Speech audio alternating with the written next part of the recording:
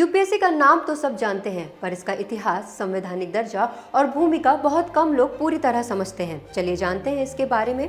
यह भारत का एक स्वतंत्र संवैधानिक निकाय है जो केंद्रीय सेवाओं और अखिल भारतीय सेवाओं के लिए भर्ती करता है। इसके इतिहास की बात करें तो यूपीएससी कोई अचानक बनी संस्था नहीं है।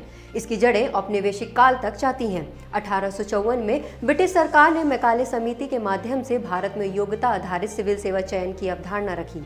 इसके बाद 1919 के भारत सरकार अधिनियम में एक स्वतंत्र लोक सेवा आयोग की आवश्यकता को स्वीकार किया गया। लेकिन इससे भी पहले 1861 में पहली बार भारतीय सिविल सेवा परीक्षा आयोजित की गई, जो उस समय लंदन में होती थी। 1863 में इस परीक्षा को पास करने वाले पहले भारतीय थे सत्येंद्र नाथ टैगोर।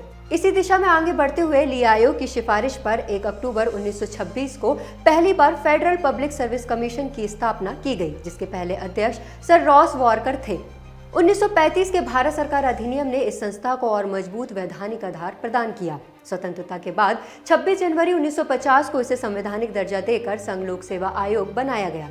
अब बात करते हैं इसके संवैधानिक आधार की। भारतीय संविधान के भाग 14 में अनुच्छेद 315 से 323 तक यूपीएससी की संरचना, शक्तियां और कार्य निर्धारित हैं। आयोग के अध्यक्ष और अन्य सदस्यों की नियुक्ति राष्ट्रपति द्वारा की जाती है और इनका कार्यकाल 6 वर्ष या 65 वर्ष की आयु जो भी पहले हो तक होता है।